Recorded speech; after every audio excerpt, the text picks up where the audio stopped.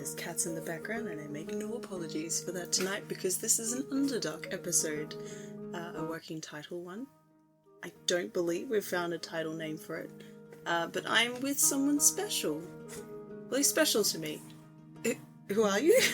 I don't know anymore. Who am I? I think I'm married to you. I'm pretty sure we got married a little while back, yeah. My name's Callan. I am the GM, the resident GM of the hit podcast, Reflex Save. I've heard of that one before. I think I'm in it too. I think so. But you seem to do it with something that you switch between GM and DM. Is there a reason behind that? It's a conscious... so I think that's because I am used to using DM in a lot of cases, but GM feels more accurate because it can also transfer to other games. So I'm trying to get myself in the habit of saying GM more often than DM. Yeah. Making yourself a bit more universal. There are cats in the background because we are recording this in our caravan. Reflex Save on wheels. Yeah, this is the mobile recording vehicle, I guess. Raz, please shut up. Thanks. Okay, he's walked away. Yeah, I think that's... So it's sort of like a force of habit to do DM, and I've consciously been trying to change to GM, so I'll flick between it, but I'll usually correct myself. Don't do that. It's fine. I notice. Maybe no one else notices, but I'm so embarrassed now. No. Well, I've got the first interview question for you. Oh. That wasn't one of them. Okay. That was just a little bonus extra at the start. Okay. You usually get them at the end. Do you have to introduce yourself as well? No. Oh, god damn it. Being the only female member of Reflex Save, people should know that I'm Jen. What if this is their first episode? Oh, hi, I'm Jen. Okay. I'm really bad at introducing myself.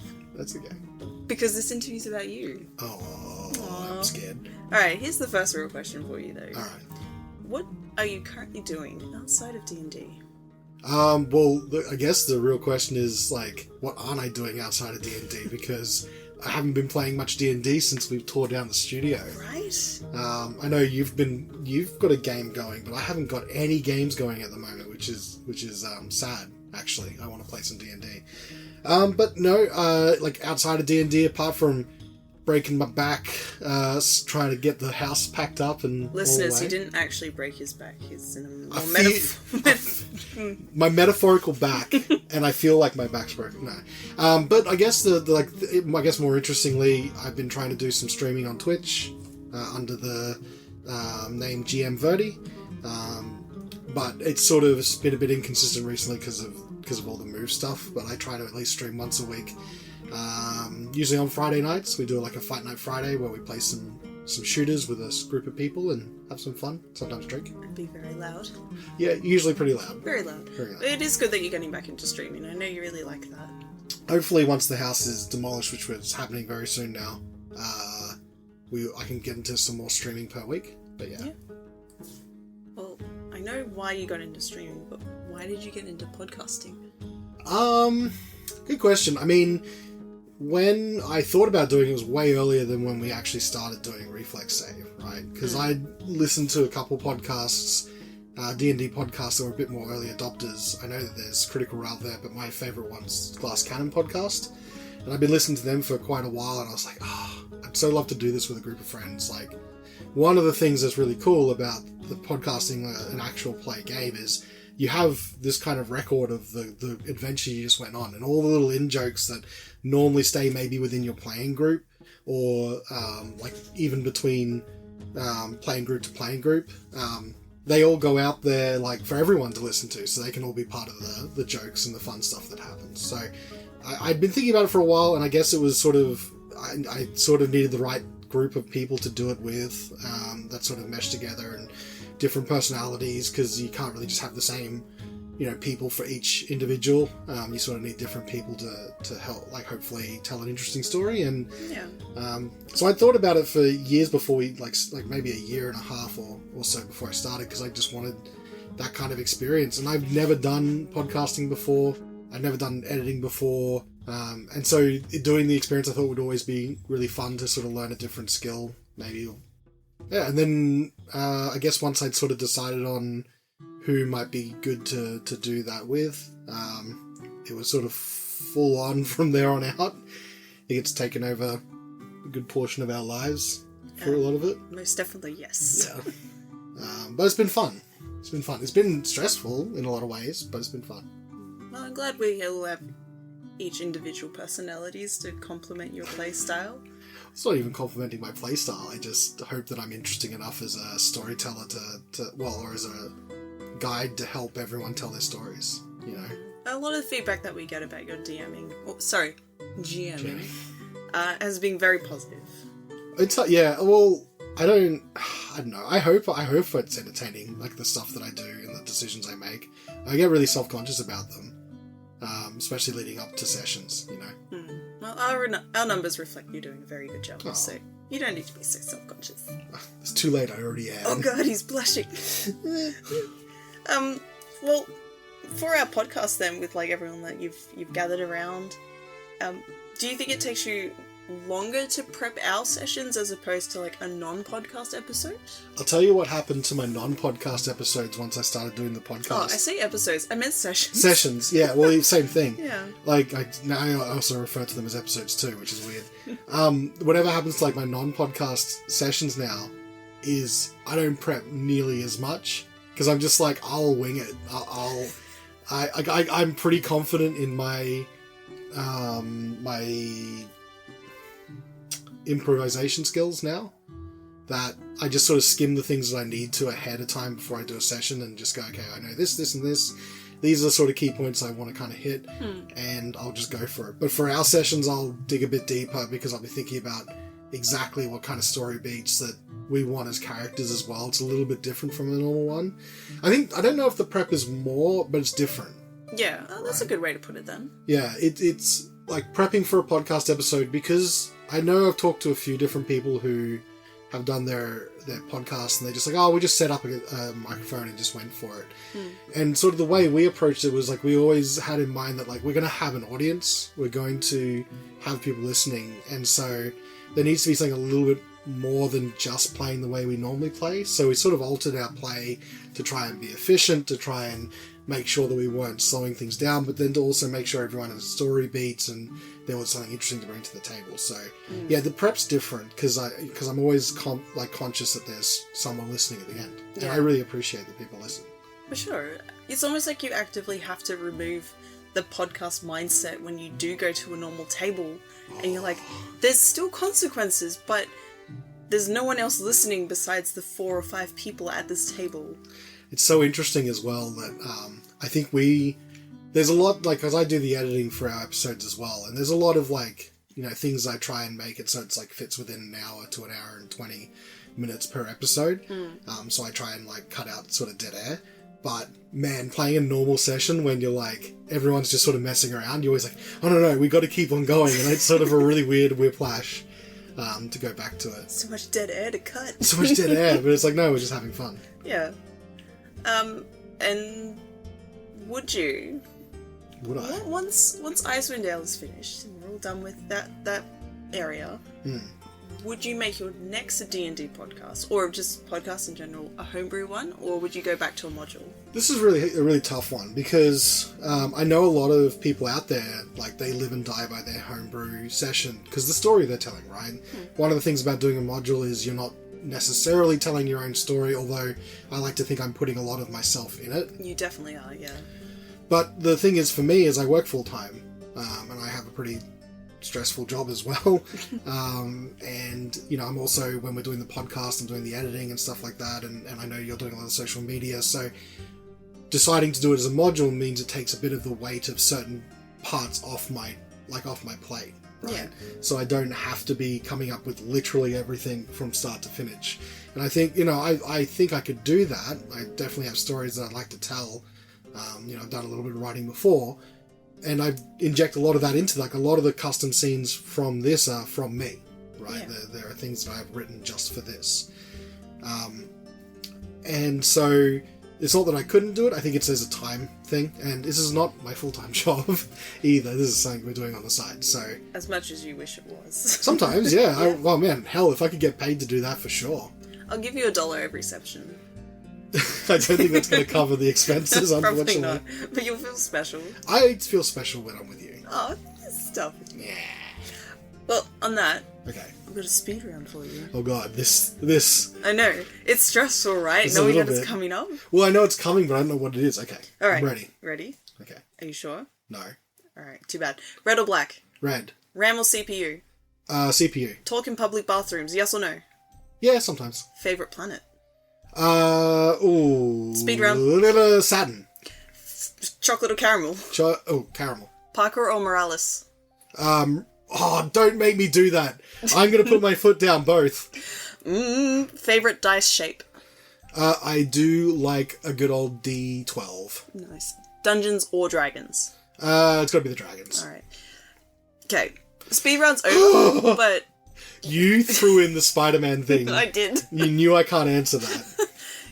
Your heart says Parker, but your lips say Morales.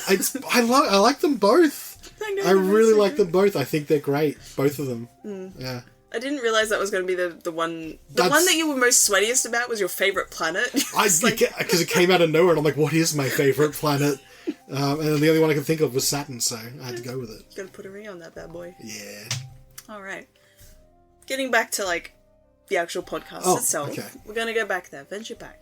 Alright, cast your minds. So, you're well known of being the DM. Well known, yeah. Yeah, we know you. Yeah, it's true. And we know that you have, like, a really large back catalogue of voices. I try, yes. It's pretty big. Is it though? Because I feel like I do a lot of the same voice. A lot of them stray into Cockney, but Yeah, okay. there's a lot of variation between Okay. it. Okay. I know a lot of my female voices are very similar, and I try and differentiate. There was a whole few episodes recently where I kept confusing Valine with, I think, Mishan. Mishan, And I was like, oh no, I'm doing the wrong voice. So I think I know my female. Can use some work. It's okay. But which is your favourite to do? Or which is the hardest? Wow. I would assume based on that female voices in general, but Okay. So my favourite voice is always going to be one of the Skeens. Only because I'd worked on that voice for quite a long time. I used to call it Deckard Bane. do you want to point out the origins for the No, listeners? well, I think from that you can tell it's a mix of like Sean Connery, Deckard Cain, and Bane from Batman. Just sort of slightly meshed into one. Sort of Sean Connery. I specifically Very remember... vaguely. Yeah. But I specifically remember you alluding to the one from the SNL skit. Yes. As opposed to, like, actual Sean Connery, It's the human being. It's way more parody Sean Connery than it is actual Sean Connery, yeah. So it's like a mix of a lot of those accents, but none of them really hit it. So I'd sort of practiced that voice for a while because it was a lot of fun to do. And I made a character around it that was Deckard Bane that was I think it was a wizard that couldn't cast any offensive spells. So he'd just try and mess with people. It didn't work out as well as I'd hoped, but, you know. Still worked. So I got to slip it into this one, which is when you guys were like, I'm going to go and see the stables. I'm like, who am I going to do for the stables? There's nothing in the book for this. And I'm like, well, I'm going to do this then. And it made people both equally groan and laugh. So then his brother made an appearance, which was fun too. I don't know which one do you like more? Do you like Bane or do you like Skeen or Sheen? I'm the one interviewing now. No, I know, but I'm throwing the question back at you. I like Sheen, but Okay. I remember Skeen a lot better because he gave Sveta such a hard time. He did. It was fun. That was a lot of fun. It was fun. So I guess that's my favourite voice to do because I worked on it for a while. But I have a few voices that I do like a lot. And there's a few characters, like a few NPCs I've grown to really like as well. Yeah. Like more personality-wise, I think I've put into them. Yeah. Nice. So none of them are particularly hard in your books, though, besides... Oh, they're... Getting into it... The hardest one is, like, coming up with ones on the spot. So, I mean, like, I feel like if I panic, a lot of them come out like Qualkin. They're, like, just really deep voice gravelly. I love Qualkin, though. Qualkin, the Qualks is here. So, I like Qualkin, but I also think that if I'm not careful enough, I will default to Qualkin. Qualkin or all the children of Icewind Dale. That's like your default settings. Yeah, any child of Icewind Dale is always going to be the same, mister. And then I also liked, I also did when we did the Christmas special last year, I had, what did I call him? Wyatt Sinclair, which I'm sure was terrible for all the Americans listening. I feel so sorry for them. That's okay. I'll apologise for them. I'm not American, but Yeah. I'll just apologise for them. I'm really sorry, but it was a lot of fun to do Wyatt's voice too. Alright, well, going from that, I actually thought this was really an excellent question raised by the guys in previous interviews. Okay. But if you could change one thing about D&D, what would it be and how? I've said, like, if anyone sort of listens to our YouTube channel, for a while we were running some of the Underdark series in the car. The whole conceit was we'd just take a microphone in the car with us, and I'd take Zimmer home after a recording session, and we'd shoot the shit about this kind of stuff. So there's like a lot of that kind of stuff is in there. I think if I had one thing to change, this is going to sound boring, but the rest system. Yeah. I think that there's a lot of things I could nitpick with D&D. I think there's a lot of ways you could improve it in terms of making it a bit more interesting. I know that it's specifically in a certain way, and it's very much on purpose, and it does a very good job of appealing to a broad group of people. But one of the sort of things it does struggle with is sort of some of the more complicated things. It sort of oversimplifies. The rest system, though, to me, I think needs some work, because there's a couple of things where, like, hour-long breaks sort of narratively seem really weird, and also full, like, rest periods really makes it hard. Like, it's hard for a DM to try and push your characters if they feel they can have a rest whenever they want. In a lot of sessions that we've had in the podcast, I've purposely tried to put some timer pressure on to sort of force you not to take long rests, to get a bit more out of it. But if you're not under that kind of pressure, and it's really easy in home games to sort of fall outside of that, it can then just suck some of the tension out. And I love tension as a DM. I think I'm always rooting for the players. It's raining now, by the way. Deal with it. I'm always rooting for the players to come out on top. I know that sometimes it seems like I'm taking great joy in killing people. Sometimes. But I always do want the players to win, but I also want them to come through adversity. And so I feel like some of that, the rest system cuts a lot of tension out. I'd love to see, there's a system, and I'd love to see it sort of adapted, but Paizo's Starfinder system has a really interesting way to deal with it, where they've got the short rests are changed into, the health pool of people has changed from just straight health to health and stamina. Yeah. And as you get, you're in combat, you eat away at your stamina first before you dip into your health pool. Right. And after combat, you can take a 10-minute rest to replenish all that stamina, right? As like a breather. But it costs you a resolve point.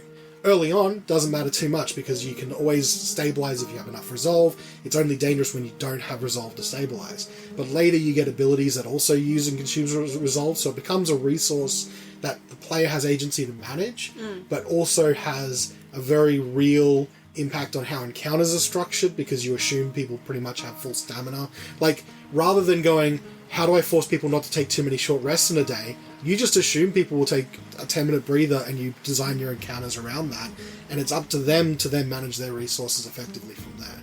Yeah, that is an interesting way to handle that short rest. It never really occurred to me about short rest that in-depthly, but yeah, it's a good explanation. I really like it. If we get a chance to play some Starfinder, we've got the starter kit. I'd love to play it, because it's rooted... Oh god! Oh my god!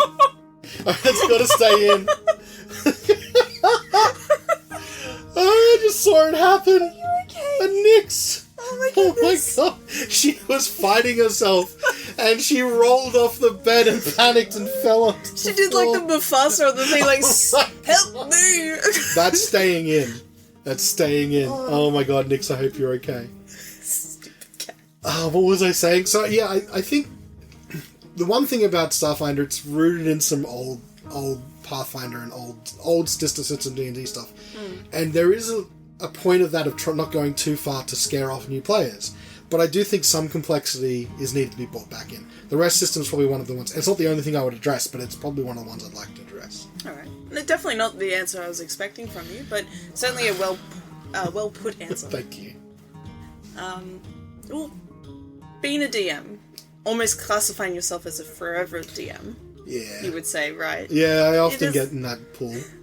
When you do get, the chance to become a player, is it hard for you to, handle avoiding metagaming, if at all?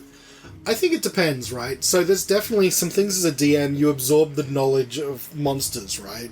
And also, if you've been playing enough modules and someone's running you through a module, you kind of understand how things are sort of structured in the background, and it helps you metagame. But the only reason why I think that it doesn't affect me too much is I'm kind of dumb, and I just like thinking of stupid characters that I can say dumb stuff with, and I just do the dumbest things with the characters I've got, and it stops me from metagaming too hard. Because I'm just like, oh, what would this character do? I'm going to do this dumb shit with this character and it's going to be fun. I guess less so when it comes to actual modules that it's based around, but more so like monsters that you might encounter. Because if you were to encounter like, I don't know, a rope or something, you'd be like, oh, clearly I need like this kind of check if someone asked me to look at a tree and then it might have this resistance. And it's like, is it easy for you to avoid that type of metagaming?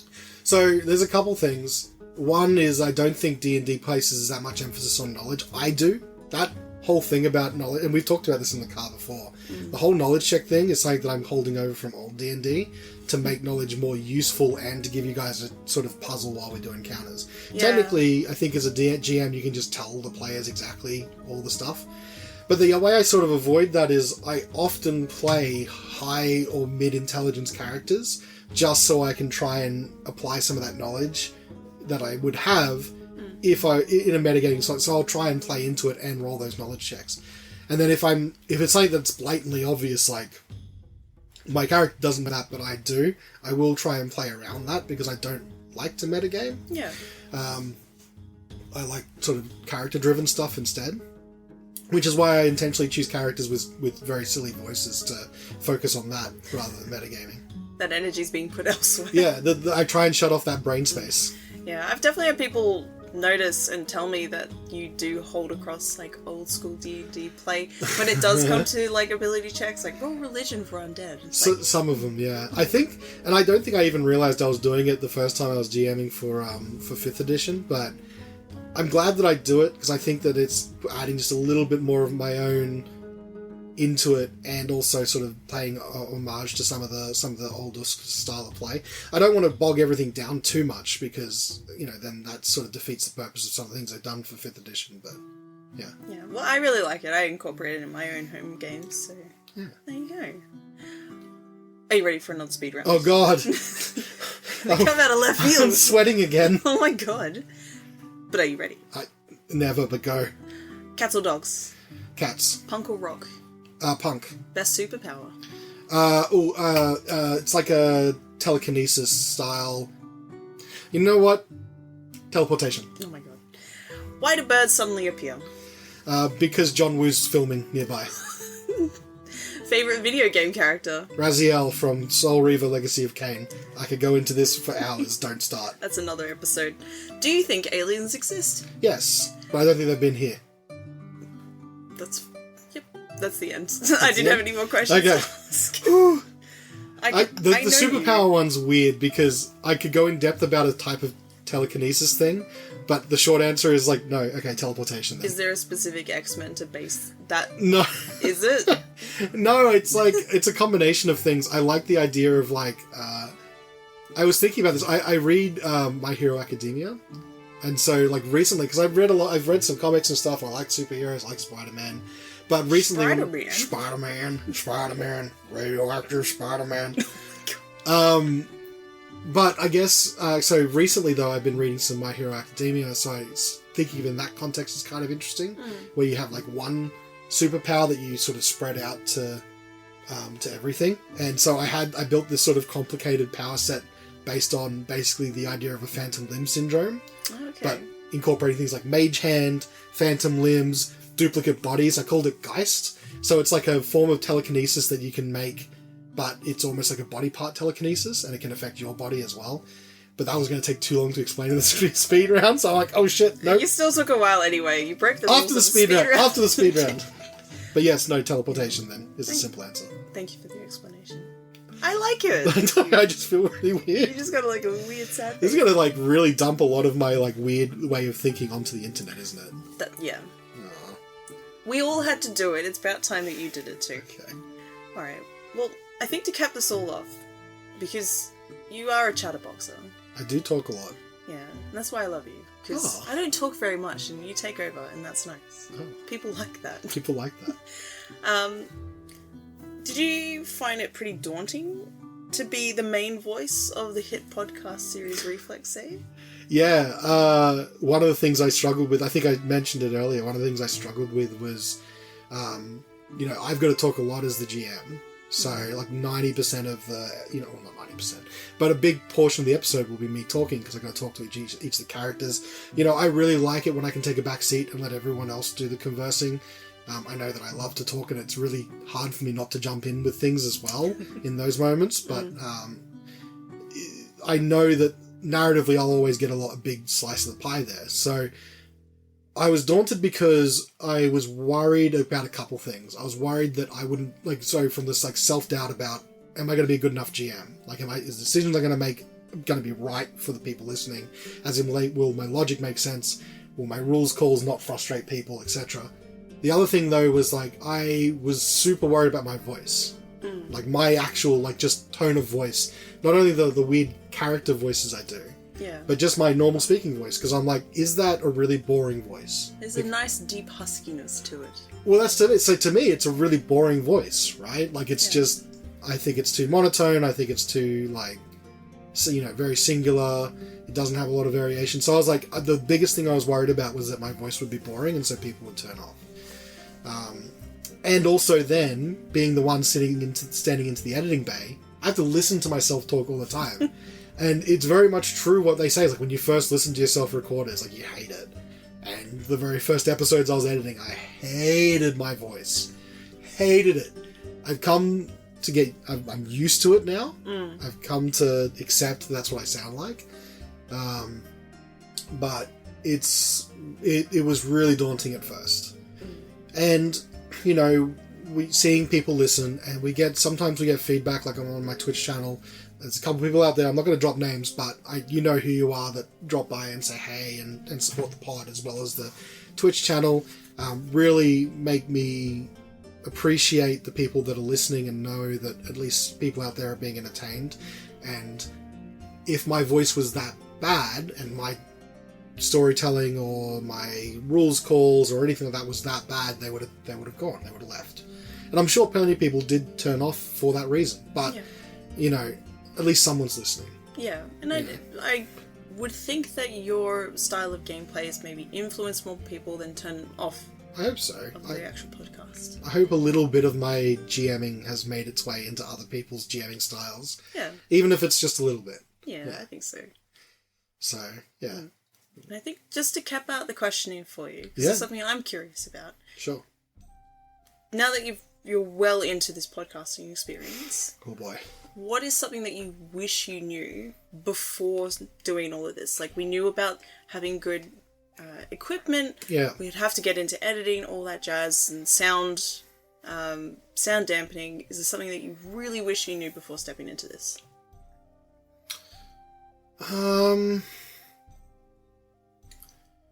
Or something that you might have done differently?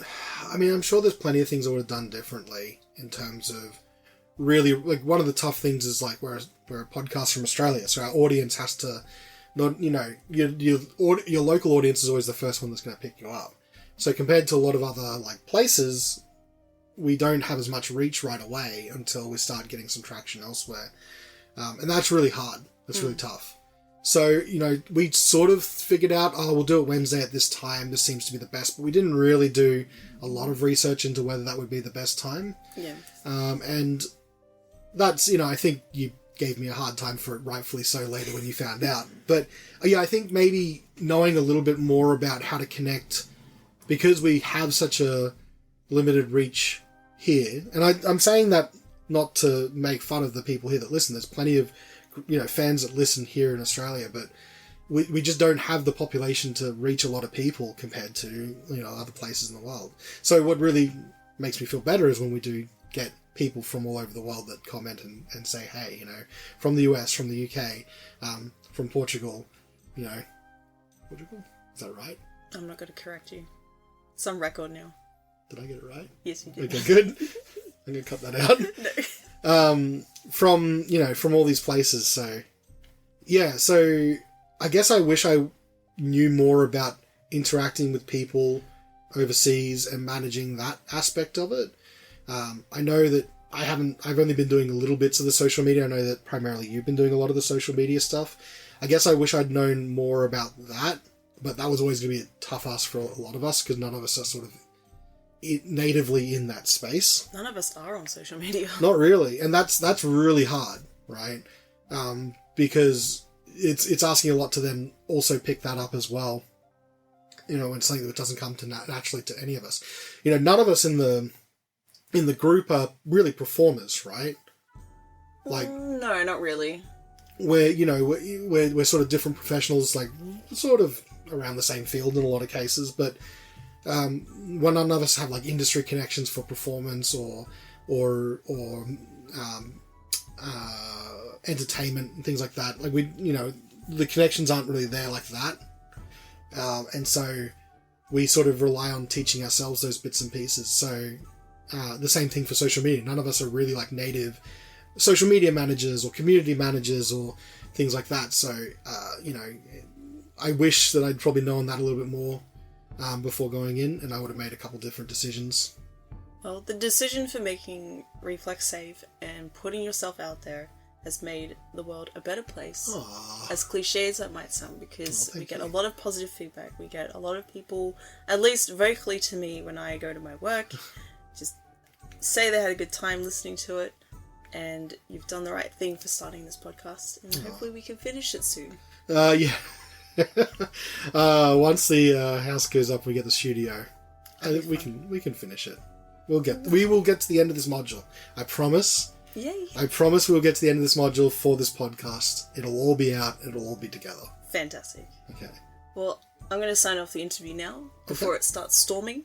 Yeah. Because that will take over the show. And quite frankly, Mother Nature, she's had enough. Yeah, I guess so. Bye. See you, everybody.